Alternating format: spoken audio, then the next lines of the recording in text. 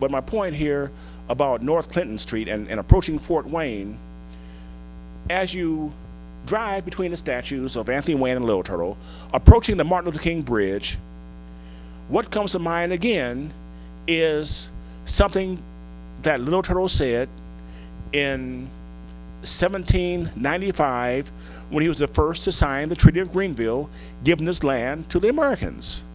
And he was talking about, again, calling it the Glorious Gate.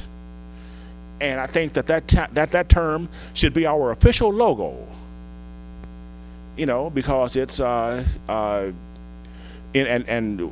as it's called the Glorious Gate, and as you're entering downtown Fort Wayne, and they're gonna have this new building up and everything, they can really market that and really have a beautiful and unique thing, because right now there's so many Africans and Asians and Hispanics here in Fort Wayne, coming from everywhere, coming to Fort Wayne to live here, and they're coming here primarily because of the things that Martin Luther King accomplished in terms of lowering those racial barriers. So why not tell the whole story and be truthful about the whole thing, and use that as part of our Fort Wayne marketing campaign. Now, I have not strayed from my book because this is all in my book. The book is entitled Kekionga Blacks, His Story, and War on His Story and Slave Mentality. And people said, why do you say his story and why do you say slave mentality? Because they're both the same thing.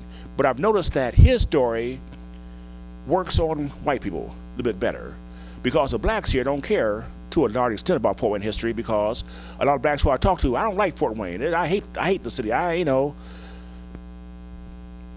But the slave mentality part, that goes into how blacks were conditioned and confused and things like that to be, you got to be conditioned to be a slave. You just can't be a regular person because you get killed, But, so anyway, I call it Kekionga Blacks. I came up with the term Kekionga Blacks because I'm an African American, and I noticed that when I first started pushing my ideas here about Fort Wayne history, a lot of African Americans weren't interested because it was about Indians.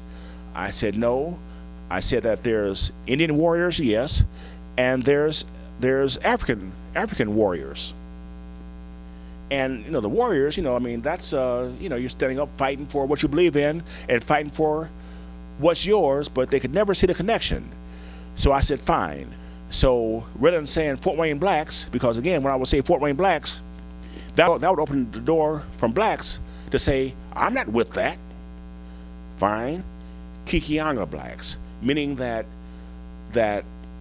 we're African Americans who have a deep love and interest in black history, yes, but we're smart enough to know that it's important to know the history of the land upon which you live. And by knowing the history of the land upon which you live, it's easier to tap into the spirit of the people who lived on that land, because especially if their story is somewhat like yours. Now, they didn't really try to enslave the Indians. They just were more interested in killing them. Whereas with the blacks, they want to kill them too, but they still made real good slaves. So my whole point in saying all that is that Fort Wayne has an opportunity, just by presenting our own real history, to have something that's totally unique in the United States of America. Because have you ever thought about what would happen if Anthony Wayne would have lost the battles? If Anthony Wayne would have lost against the Indian coalition, we'd most likely be speaking a British form of English right now. Some folks said, no, Hackley, the French would have taken over. Well, I don't know, because the French were just got a serious beating from the Haitians. Because the Haitian Revolution and these Little Turtle battles, they happened at the same time. But nobody ever puts those together, showing that the European powers were having a hell of a time in the Western Hemisphere taking this land. But anyway, my point is that our Fort Wayne history, in terms of being inclusive and being and creating a symbol that nobody else has, I think that we can do that with Clinton Street. because the Martin Luther King Bridge makes sense, and Little Turtle has his record, and Anthony Wayne, well, he got a city named after him. So with your help here in Fort Wayne, if this idea remotely makes sense, I just want a little support, letters, emails, HackonomicsTV@gmail.com, because or make some phone calls to our governor, because City Council knows how I feel, but I think the governor, I like Mike Pence, and I think that he'll listen.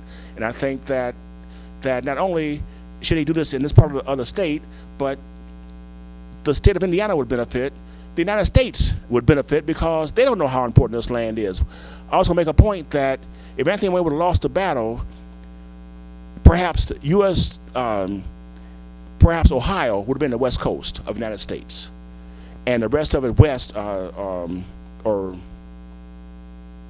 of Ohio would have been Britain or some other countries. Because if these Indians would have won, I mean, they wouldn't have the power to fight America and then come back and fight the British. As a matter of fact, when the British told not Chief Little Turtle but Blue Jacket, go ahead and attack the Americans, fight them. If something happens, we got your back. And I remember this here from the third grade. I thought it was so humorous that the minute that the Indians started getting whipped and they run back to the British fort shut the doors in their face. And Indians said, oops, we miscalled that one. So anyway, that's my take on the thing about Fort Wayne history. I'm glad to see that we have a library here named after Little Turtle. And what we have to do next is, I feel that all these neighborhood associations over here, they know their history. We just have to bring those people together and say, look, we need to stand up for Fort Wayne history, because people are happy about Indianapolis, the Colts, Chicago Bulls, Chicago Bears, Detroit Tigers, Detroit Lions, all these cities around us sticking their chests out, I'm from Chicago, whatever.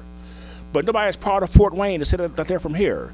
And they don't understand that all athletic contests are metaphors for war. And they forget or don't know that we had the ultimate warrior right here in the name of Chief Little Turtle. And that's all I gotta say about that.